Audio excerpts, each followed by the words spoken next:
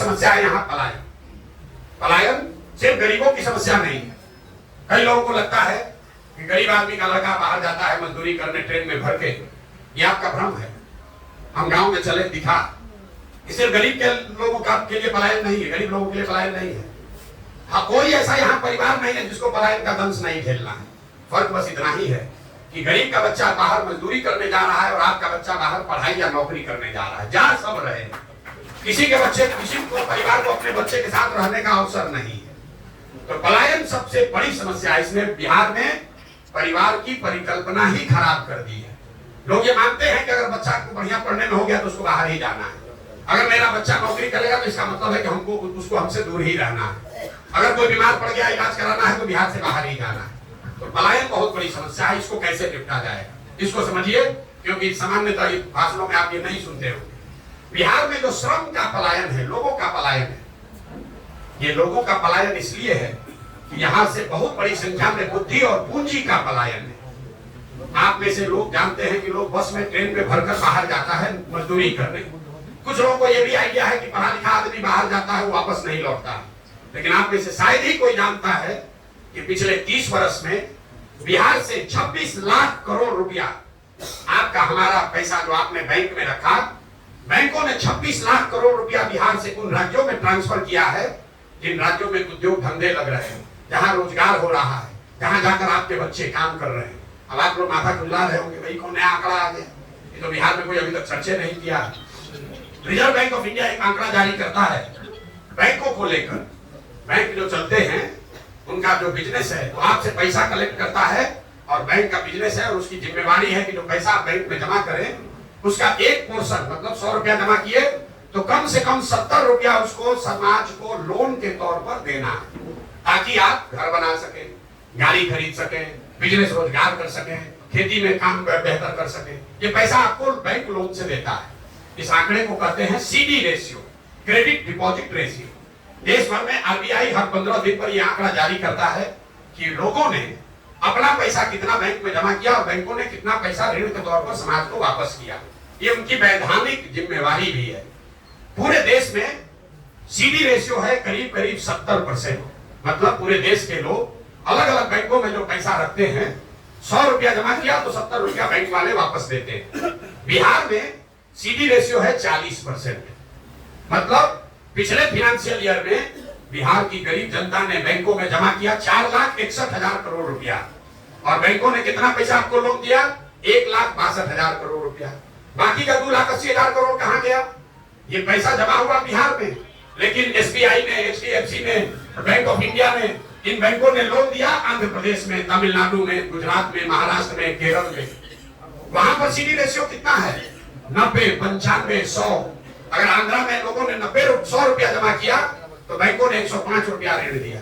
तो बिहार में पूंजी का कितना बड़ा पलायन है, आप जरा अंदाजा लगाइए। आप लोग सब लोग गाड़ी से आए हैं, अगर गाड़ी खरीदने के लिए बैंक से आपको लोन न मिले तो कितना आदमी कम गाड़ी खरीदेगा? आधा आदमी का मोटरसाइकिल और गाड़ी नहीं खरीदाएगा। लेकिन अगर पैसा आपको मिल रहा है तो आप गाड़ी खरीद लिए, उसका EMI भर रहे हैं। अगर ये पैसा मिलता तो आप कितना समझिए ज्यादा लोग घर बना रहे होते, कितने लोग नया उद्योग धंधा कर रहे होते। तो जन सुराज की सोच है। और ऐसा नहीं है कि बैंकों की मनमानी है। ये मुख्यमंत्री के चेयरमैनशिप में एक कमेटी है जिसकी ये जिम्मेवारी है कि ये 70% CD रेशियो को मेंटेन करके रखा जाए। लेकिन जैसे बिहार में शिक्षक मुख्यमंत्री का बात नहीं सुन रहा है, दरोगा और CO वीडियो नहीं सुन रहा है, वैसे बैंक वाला भी नहीं सुन रहा है। ये वजह है कि बिहार में पूंजी की, कैपिटल की बहुत स्कार्सिटी है। आप यहाँ पैसे वाले हैं, आपको नोएडा में घर खरीदना है, वहां बैठे बैठे लोन मिल जाएगा। लेकिन भगवा में 2 तल्ला घर बनाना है तो लोन लेने के लिए बैंक में 10 को चक्कर लगाइएगा, 20,000 घूस दीजिएगा तब आपको लोन मिलेगा। ये दुर्दशा जन सुराज की, और इस पर कोई चर्चा समाज में आपने नहीं सुनी होगी। आप यहाँ क्या, मैं आप दावे से कह रहा हूँ, यहाँ के फाइनेंस मिनिस्टर को बुलाइए और उससे पूछिए कि CD रेशियो क्या है, तो कहेगा ये क्या होता है। कोई पत्रकार से पूछिए, उसको मालूम ही नहीं है। ये 26 लाख करोड़ रुपया, इतना बिहार सरकार का 1990 से पिछले साल तक का बजट जोड़िएगा वो भी 26 लाख करोड़ नहीं। अंदाजा लगाइए कि अगर 26 लाख करोड़ रुपया बिहार के लोगों के पास उपलब्ध होता तो कितने लोगों ने ज्यादा घर बनाया होता, कितने लोगों ने नई गाड़ियां खरीदी होती, कितने लोगों ने इसका रोजगार किया होता। उसने लड़के ने पूछा कि युवा आपको वोट क्यों दे? युवा वोट इसलिए दे कि पहली बार बिहार में कोई कह रहा है कि सरकारी नौकरी नहीं देंगे और तुमको देने का भी चिंता से निकालेंगे। हमें दुनिया में जितने देश बड़े बने हैं, अमेरिका में बैंक का पीओ बन के लोग, बैंक का पीओ का कोचिंग करके अमेरिका बना है। दुनिया में जितने बड़े देश बने, मुसल्लापुर में कोचिंग सेंटर में पढ़ के बना है।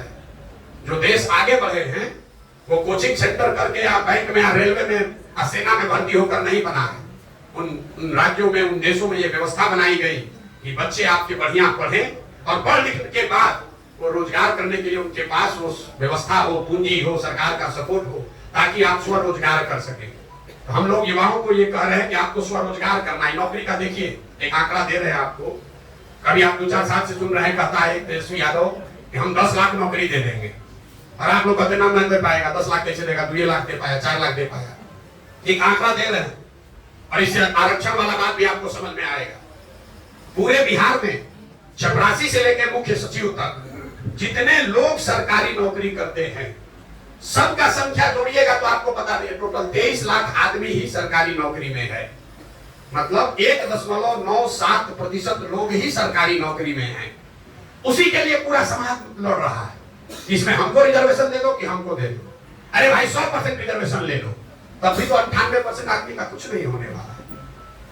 1.97% लोग ही सरकारी नौकरी करते हैं और उसी में सारे समाज को उलझा के रख दिया। इतने आदमी हैं, अगर निकलने का दरवाजा बंद करके एक कर दिया जाए, आधा आदमी इसमें पिसा के मर जाएगा निकलने के हड़बड़ी में। तो 10 को नौकरी है और 1000 बेचारा बच्चा उसको पाने के लिए लड़ रहा है। खेत बेचकर मुसल्लापुर में अपना कोचिंग कर रहा है, कोचिंग माफिया को जाके पैसा दे रहा, सोच रहा है कि हम इसमें पार हो जाएंगे। कैसे पार होइएगा? तो जन सुराज की सोच है कि ये सरकारी नौकरियों की जो मृग मरीचिका है, इससे युवाओं को निकाला जाए, आपको स्वरोजगार के लिए प्रेरित किया जाए, आपको बढ़िया पढ़ाई हो, आपको पूंजी हो, ताकि आप कुछ ना कुछ रोजी रोजगार कर सके। हम तो सरकारी नौकरी नहीं करते, हमारा जीवन नहीं चल रहा है। यहाँ बैठा हुआ बहुत आदमी सरकारी नौकरी नहीं करता है, उसका जीवन नहीं चल रहा है। लेकिन लोगों के बच्चों के दिमाग में बैठा दिया गया है। 12वीं में लड़का गया नहीं कि बस सरकारी नौकरी का तैयारी शुरू कीजिए, सरकारी नौकरी अगर मिलता है कोई दिक्कत नहीं है। लेकिन सरकारी नौकरियों के भरोसे 13 करोड़ बिहार के लोगों के प्रॉस्पेरिटी का प्लान नहीं बनाया जा सकता है। तो जन सुराज की सोच ये है कि 15 साल से कम उम्र के जो बच्चे हैं, उनको इतनी बेहतर शिक्षा दी जाए कि वो आगे चलकर समाज और व्यवस्था पर बोझ न बने। सबसे पहले जरूरी है, क्योंकि सबके पास, राज्यों के पास भी संसाधन लिमिट है। ये 15 साल से कम उम्र का बच्चा कर पढ़कर अपने पैर पर इंडिपेंडेंट हो गया तो उसको 5 किलो अनाज नहीं चाहिए, उसको 400 रुपया पेंशन नहीं चाहिए, उसको इंदिरा आवास नहीं चाहिए, वो अपने पैर पर खड़ा हो गया। तो दुनिया में जितने डेवलपमेंटल इकोनॉमिस्ट हैं वो बता रहे हैं, अमृत सेन को पढ़िए, आपको वो बताएंगे कि सबसे पहले जरूरी है कि जो प्राइमरी एजुकेशन है, 15 साल से कम उम्र के बच्चों का सबसे पहला हक होना चाहिए समाज के रिसोर्स पर, क्योंकि वो काबिल बन जाएगा तो समाज पर, व्यवस्था पर बोझ नहीं बनेगा। दूसरा जो पिलर है जन समाज की सोच का कि 15 साल से 45 साल की उम्र के जो लोग हैं उसको आप फिर से पढ़ा नहीं सकते, लेकिन उसको आप पूंजी अगर उपलब्ध करा दें तो कोई ना कोई वो रोजी रोजगार कर सकेगा। आप पूंजी की महत्ता को समझिए। आपको एक उदाहरण देकर बताते हैं। मान लीजिए कि आपको बाल काटने आता है, किसी एक व्यक्ति को बाल काटने आता है, वो सोच रहा है कि हम सैलून यहाँ खोले भभुआ में तो हमको घर परिवार चलाने के लिए 10-20 हजार रुपया मिलने लगेगा। उसने बड़ी मेहनत करके 20-25 हजार रुपया बचाया, सैलून खोलने गया तो पता चला 1 लाख रुपया लगेगा। अगर बैंक से उसको 80 हजार रुपया लोन मिल जाए तो सैलून खोल लेगा, 4-5 आदमी को रोजगार देगा, अपना परिवार भी चलाएगा।